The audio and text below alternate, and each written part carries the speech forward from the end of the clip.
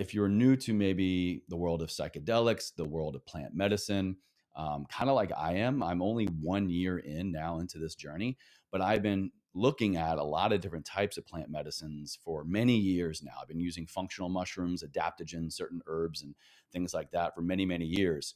And through the self exploration, the N equals one, if you will, and looking at the studies and the literature and trusted people, like I said, I have kind of found my way from adaptogens, functional mushrooms to cannabis. There we go, Chase. Use your words. To CBD, to cannabis, to THC, to psilocybin, to MDMA, and now ketamine.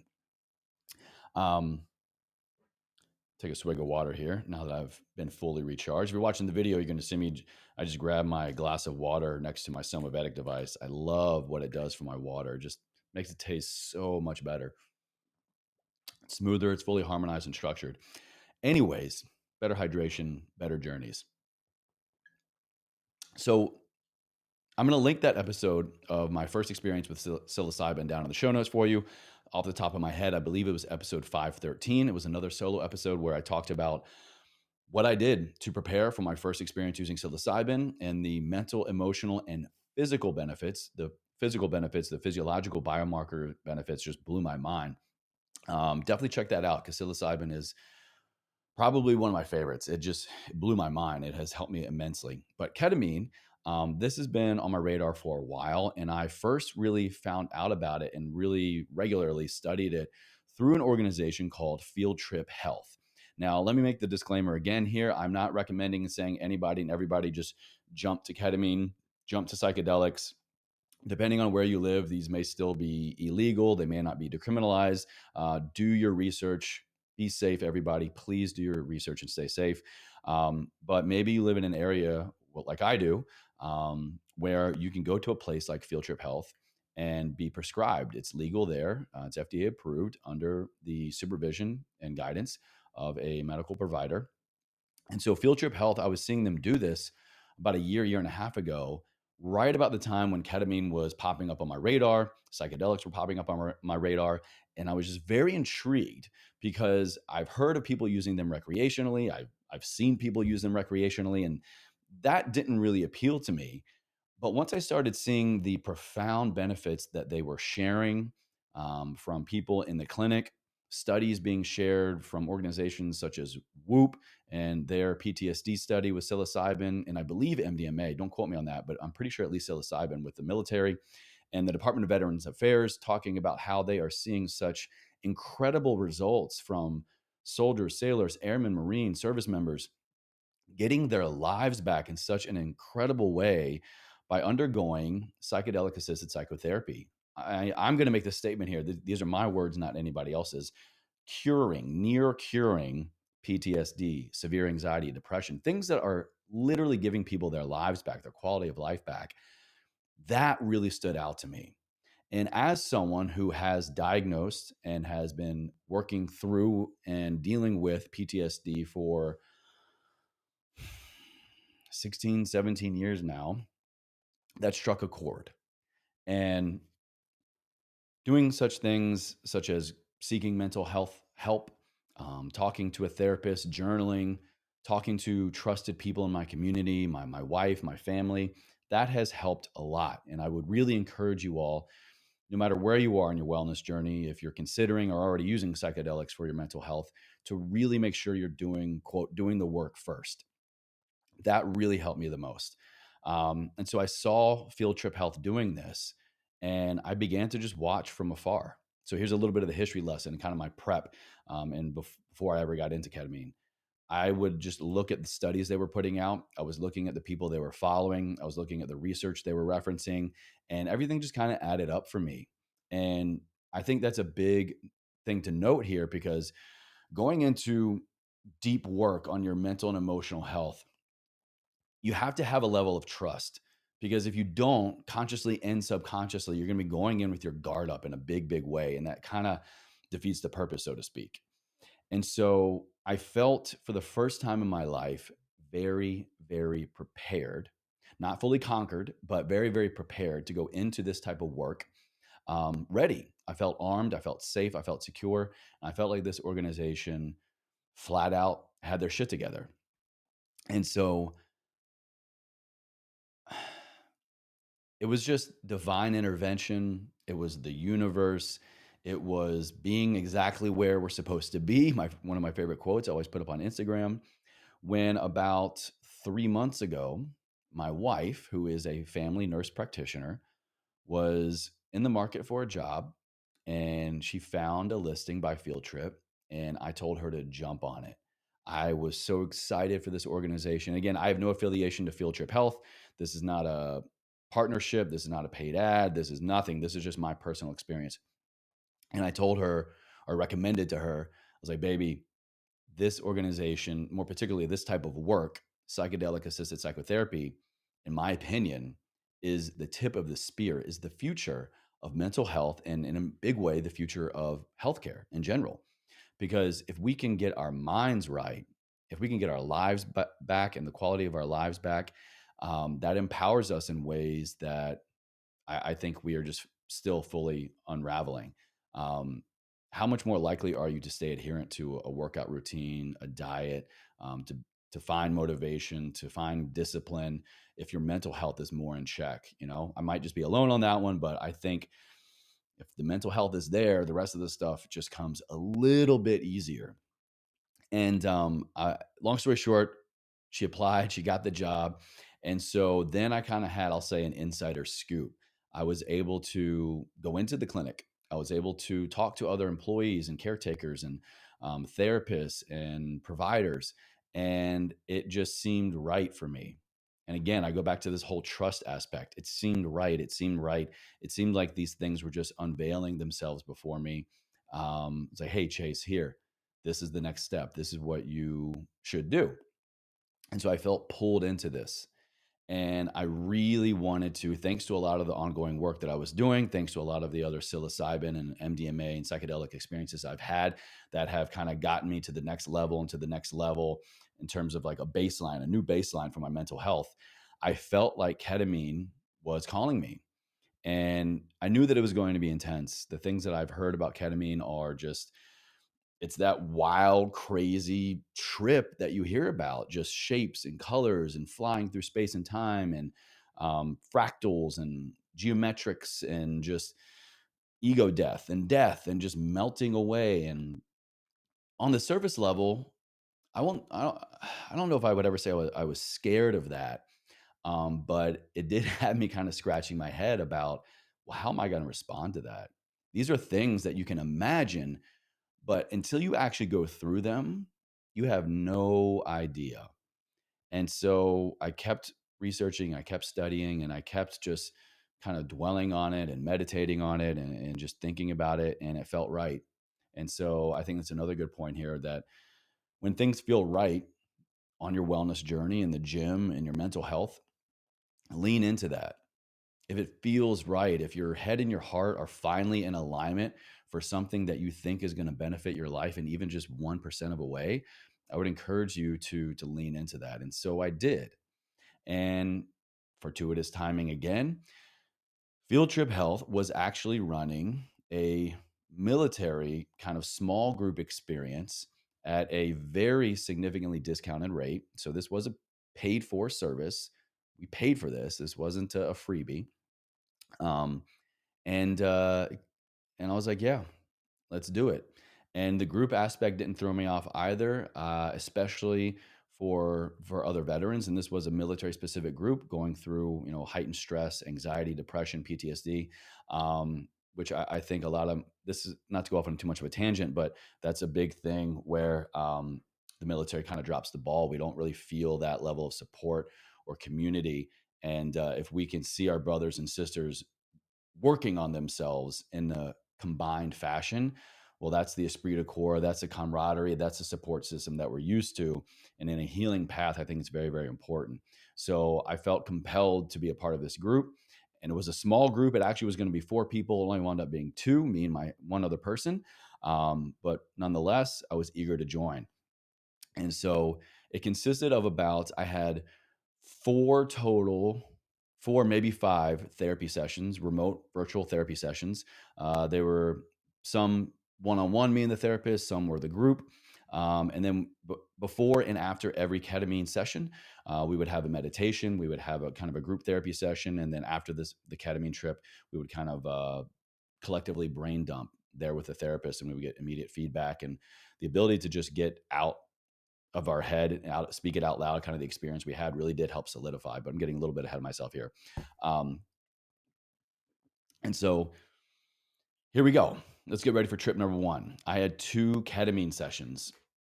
And the first one, here's how it started. We started with a guided meditation, and in an environment in the field trip office here in LA, and every office I've seen a field trip and a lot of other ketamine therapy sessions, clinics, environment is huge. So it was very calm. It was very comfortable.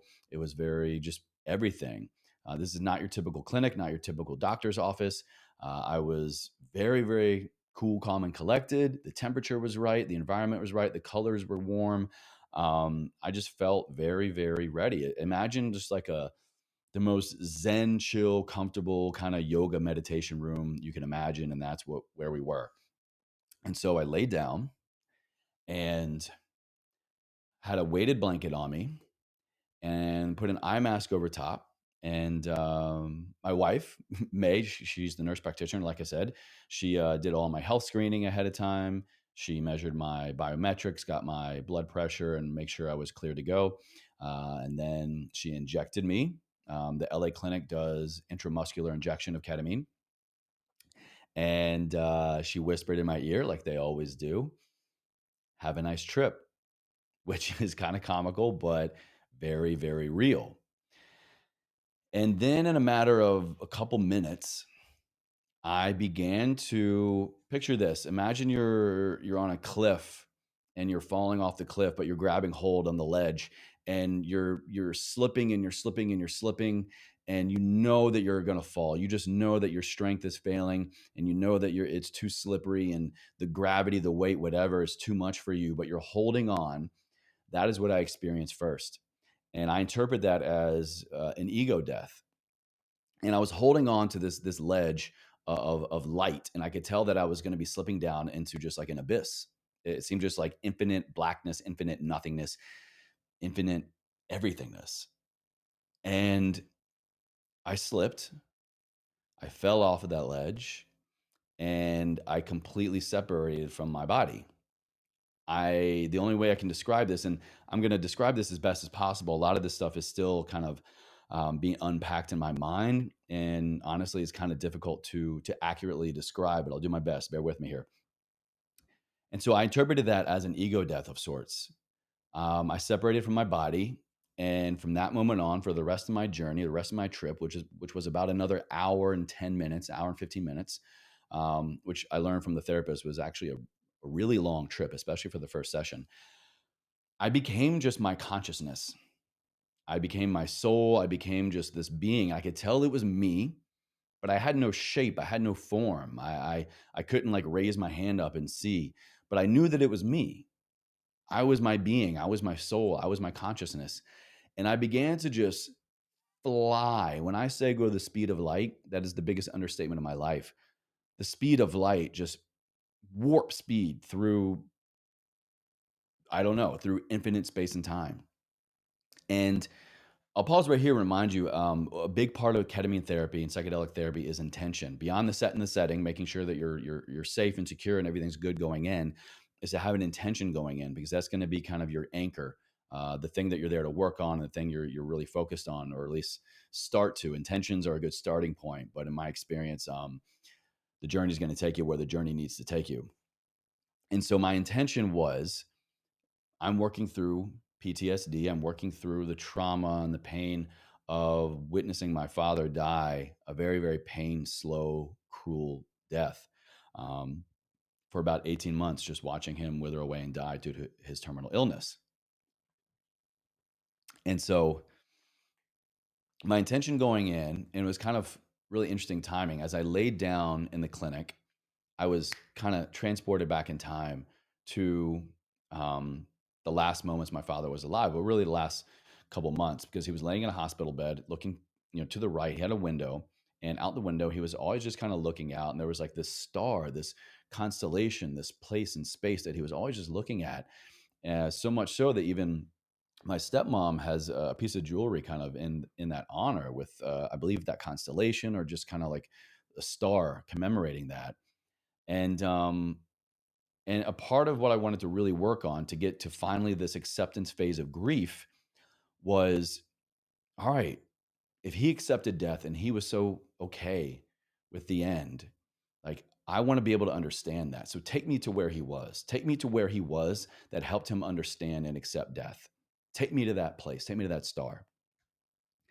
And after I slipped away and became this conscious being, I was warping through space and time. And all of a sudden, there was this just purest, brightest, most infinite white light I could ever imagine and describe. And nothing I say here will ever do it justice. And just like I didn't have a body, this didn't have a body, but I knew what I was looking at. I knew the presence, I knew the state of being.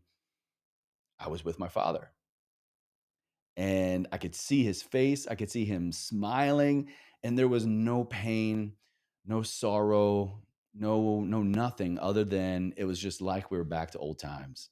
And my dad and I had a phenomenal relationship, and we would always laugh and joke, and there was always this like kind of like banter, and that's what we were doing. I joined him on this bright burning star. You know, we were both these entities in this bright element shooting through space and time. And I interpreted this as him showing me, Chase, like, this is what I was looking at. This is why I was so okay, because look at what's on the other side of life. Look at what's on the other side of being human. Like, actually, this is life. You know, this is being.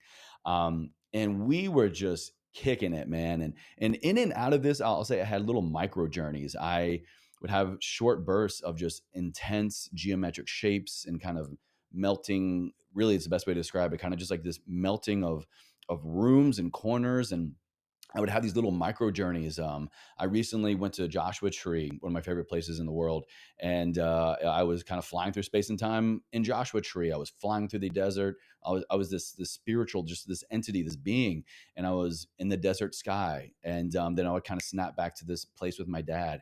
I would kind of have all these little like micro journeys, and sometimes I'll call it psychedelic ADD, and a few things would pop into my mind of like, oh, I need to do this task. I got to email this person back.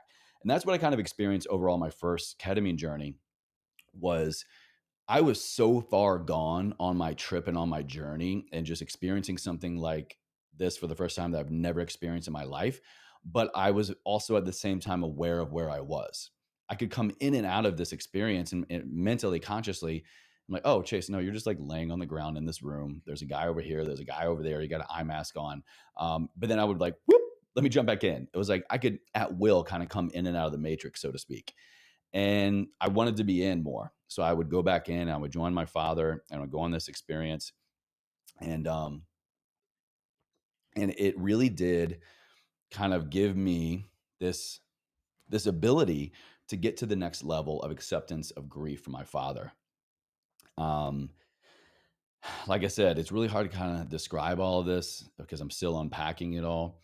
And so what I took away from that was that this light that he was looking at was this incredible, magical, great place. And he was there, and he allowed me to experience this with him. He allowed me to go along this journey with him.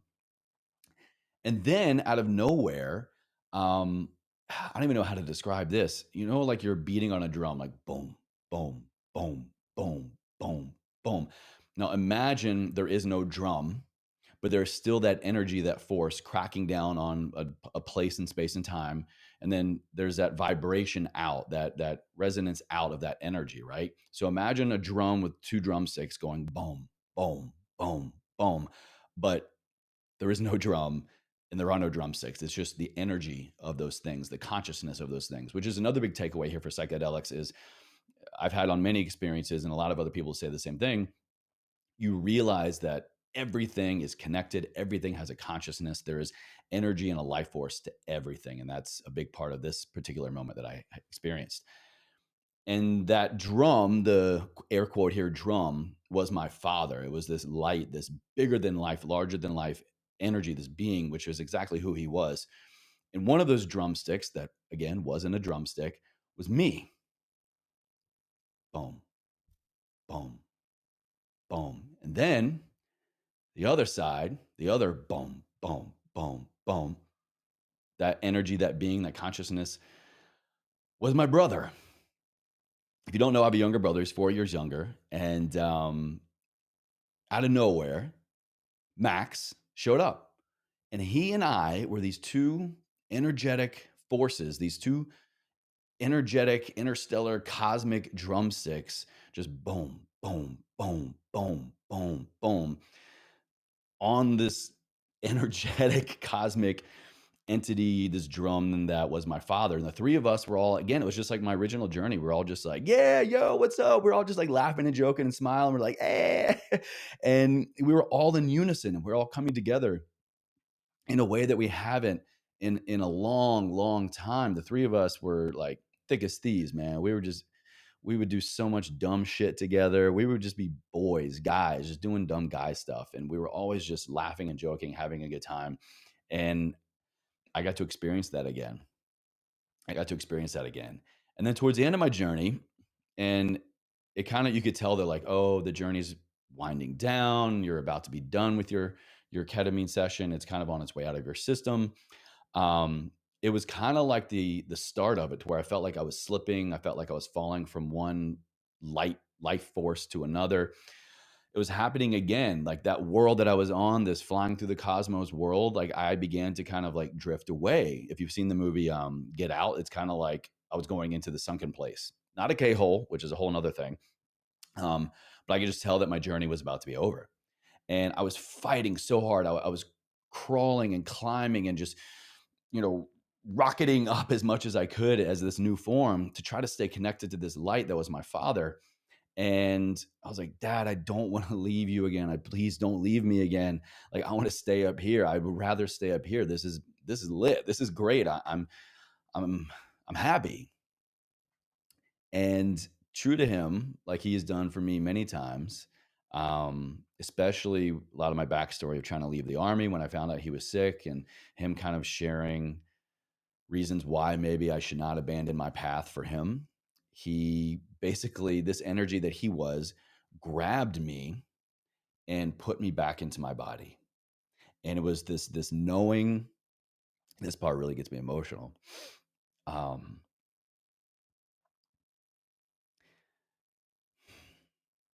wow. It was this knowing that my time is not yet. My time has not yet come.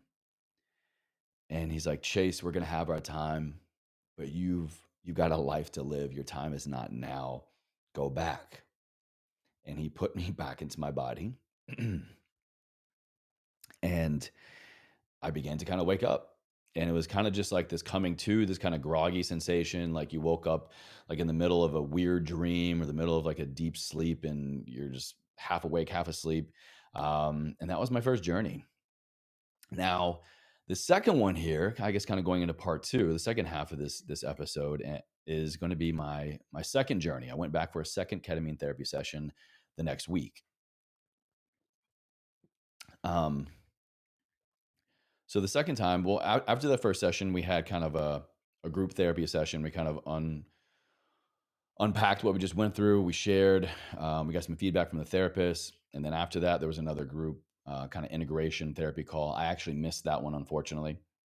But then the next week went back for a second round. Now, let me backtrack real quick. So the first session, they gave me one dose. It was 30 milligrams. Oh, banging the microphone here. And then they give you a booster, maybe like 20 minutes in or so. And I got the same amount. So I got a total of 60 milligrams.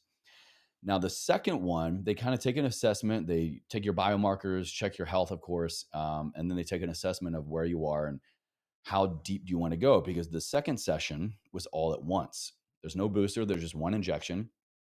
And depending on how you responded to the first one, do you want to go less, about the same, go deeper? They'll adjust the dose. And I was like, I want to go deeper.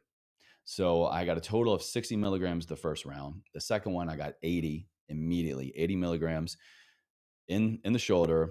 And so it's a much faster rocket ship out of the gate.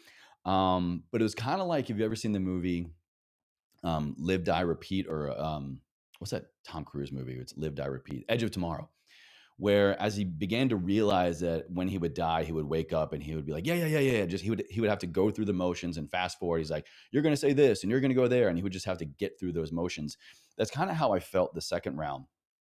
Um, I had the exact same experience in terms of kind of like slipping off that dark ledge, dying again, or separating from my body, flying through space and time, but it was at a faster rate. My mind and my body were just like, okay, yeah, okay, this is weird. It's totally freaking weird, but we're just going to accept it because we've seen it, we've been through it before, and we don't need to take as much time to process it. So that's what happened. And then um, this is probably going to really choke me up again. But this session, I think, was the most profound. It was the most, and I say the word heavy because quite literally that session and for days after, I had just a little foreshadowing here, the weight of the world on me. It's the most heavy and most profound emotional experience in my life. Um, I went to that light again. I went to that light again. And except this time, I was with that light, I was with my father, and we were looking down on a world. I wouldn't say we were looking down on Earth. The world we were looking down on, I interpreted as my world, because the more I would kind of look at it and focus on it, I began to see and kind of have flashes of quite literally every significant life event, every significant person that has come across my path that has put me where I am today. The most important people in my life, the most intimate, amazing relationships and friendships, people that are no longer with me, people that have died, anybody and everything and everywhere that I went, that I experienced, and that I met with, that was a part of my journey, I witnessed again. And they were all there, kind of like cheering me on. And all of a sudden, it was like, if you've ever seen the movie, I think the second Matrix, when they're all down in Zion and they're just in these caverns and having this just like primal old world, just like rave almost. Everybody's just like dancing. It's very just like beat kind of um tantric music. It's just like drums and sounds, and everybody's just like, if you've seen that movie, you know what I'm talking about.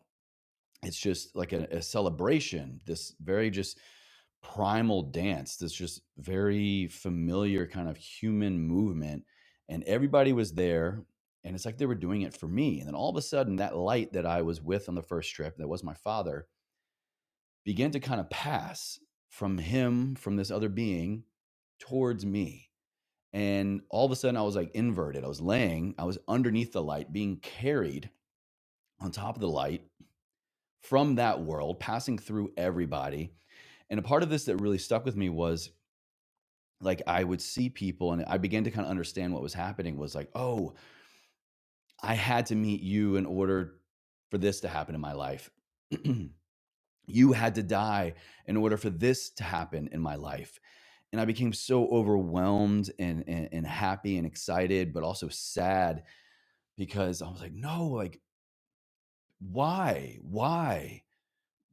I want you still here in my life. Why did you have to experience that pain in order for me to be here? Why did I have to experience such pain in order for me to be here?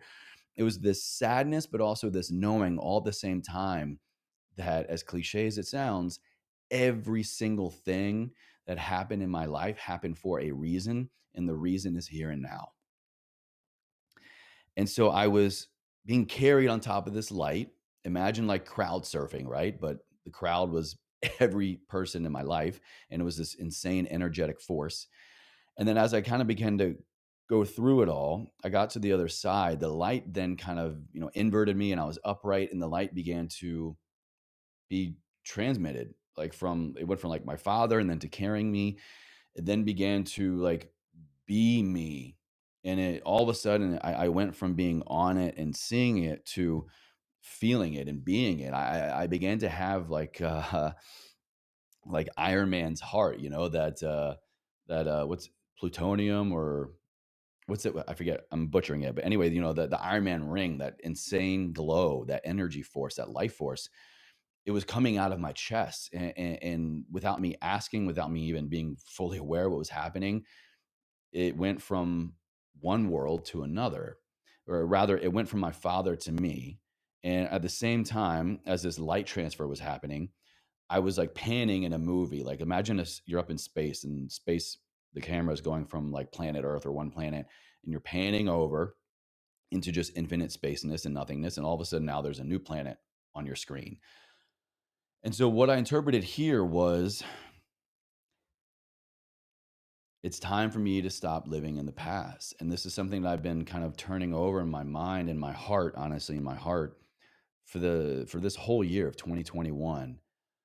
This thought that, in order for me to move into acceptance of grief, in order for me to fully kind of start finally living my life in a positive way here and in my own way, I need to let my father go. I need to just finally accept the fact that he is gone. And I need to accept the fact that I have created a life that I love and that no doubt he would love. And it is time for me to leave that world behind. That world's time is over. And what I used to latch onto and pull from him has finally now been transferred fully into me. I will always love him and wish he was here, and remember him, and probably still get sad that he's not here. But I interpreted this as, it's time for me to leave that world, and I no longer need to focus on him in that light, because now it's me. And as I turned, I saw this whole new blank world, this blank earth. But at the same time, while it was so blank, it was so familiar.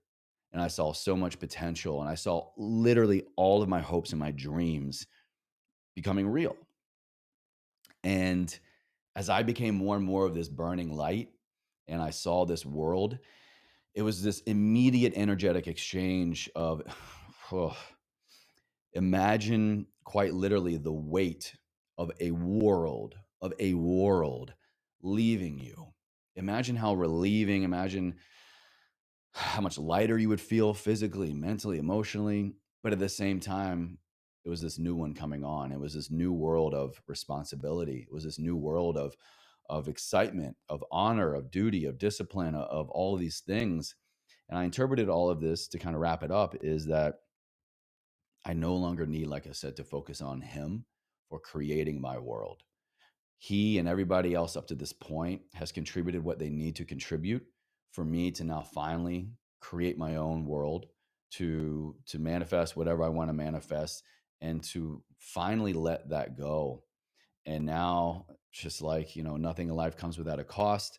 Nothing is free. You, you let go of one problem, you get another. While I let go of that world and I felt that emotional weight leave me, this whole new one came on. And yeah, that was kind of like the end of that journey. Except, actually, here's the exact end.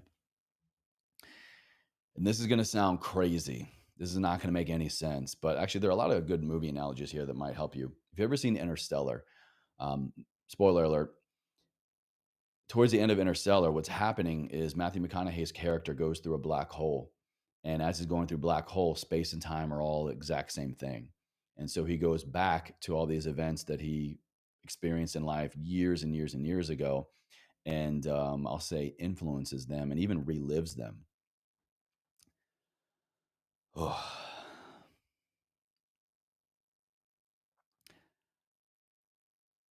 those moments when my father was laying in his bed, a prisoner in his own body, unable to move and just atrophying and withering away and dying, hooked up to every machine you could imagine. But yet he would look out the window, and you could just see it in his eyes that he was at such peace, and he was oddly happy. After that world exchange, after that white light energy exchange, that intensity, that burning of that whiteness and that light, it was the first time I had ever experienced this yet it was the most familiar thing in the world to me. I was with him again, and he was so happy and so proud that this exchange had happened, and he was so happy for me to finally leave him behind,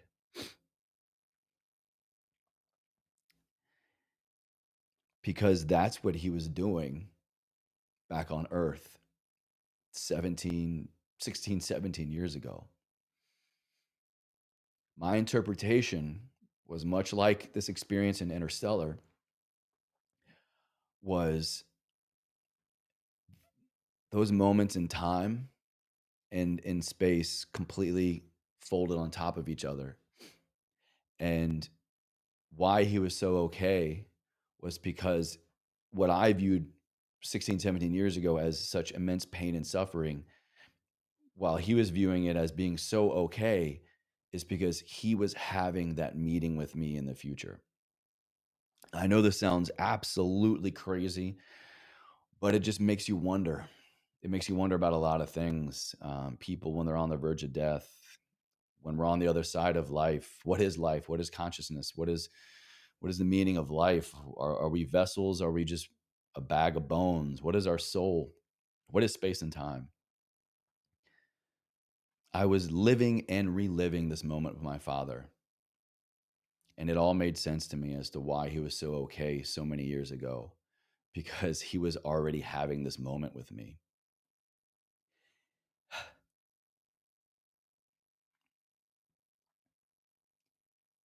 He knew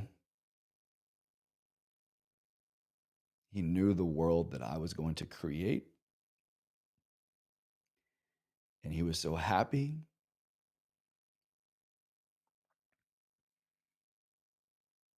And he saw my brother and I back together, the three of us just enjoying life. And he was so ready for that to happen. Death meant nothing to him.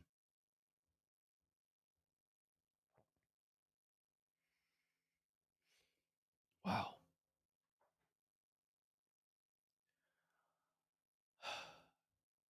And so, as I lived and relived this experience with him,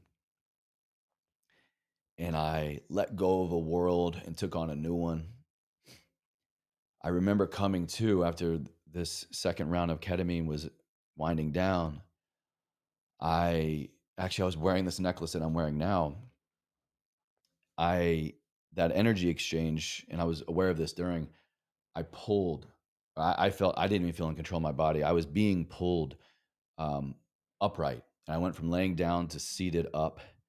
And as the ketamine wore off, and I began to come to, I had my hands over my heart, over my chest, like this, just still taking in and absorbing and trying to understand and interpret what this energy is, what this new world is, but yet also being so grateful for it and receiving it. And that's how my second session ended. And my second session was much harder to shake physically. I felt very groggy and was out of it. And for the next several days, just still waves of profound emotions, happiness, gladness, sadness. And still now, over a week later, I can honestly tell you that weight, that heaviness is still with me in a little bit, a little way. Um, and so, what I'll wrap up here and say is that ketamine is the most intense experience. This ketamine therapy was the most intense experience of my life. Um, but it also, I feel, gave me years of work in about an hour. In particular, with the group dynamic, to share that experience with another human being and to feel safe and vulnerable to share and to hear what they have to share, and to feel safe and comfortable, and to get that therapy immediate feedback from the therapist, um, has forever changed my life. And I cannot wait to go back and do another session. Typically, field trip in particular, and I think a lot of other ketamine therapies clinics, they'll do a protocol of like 6 sessions. I know field trips is 6. That is very, very intense work. But I can tell you, it's like each session I got to a new level, a new level. And I I respect it, and I I was not afraid. No, I was not afraid, but I only say that because I have fully surrendered to the work, to the mental and emotional work that I know is going to continue to take for me to get to these new levels, these new baselines in my mental health that I'm so ready for. And I want to again say thank you to Field Trip Health for what they do. I want to thank my wife for the work that she does, and the Base Camp organization over at Field Trip for organizing something like this for our military community. I think is so amazing. Um, if you have any questions about Field Trip Health, I will make sure to link them down in the show notes. They have a very responsive social media team. You can find them on social media on Instagram at Field Trip Health. I'll put their website down in the show notes. You can also communicate with my wife if you're interested in coming in. Again, I have no association. This is not a partnership, a sponsorship. There's no kickback, nothing whatsoever here. I'll put her information. Her IG handle is just at May Yazdi. That's at MAYYAZDI. She is the family nurse practitioner and clinic manager for their Los Angeles office here. But I just hope this message kind of shines a light on the uniqueness that is psychedelics and the amazing ways that we have now to work on our mental, emotional, spiritual health. And if you have any questions about this experience whatsoever that I didn't cover, I'd be more than happy to talk more about that with you. I'll put my Instagram down here as well at chase_chewning, or you can email me chase@everforwardradio.com, and I will help where I can. So that was my first experience with ketamine, technically my first two ketamine assisted psychotherapy sessions, and my experience, why I did it, how I did it, and the results that I got. Thank you so much, everybody.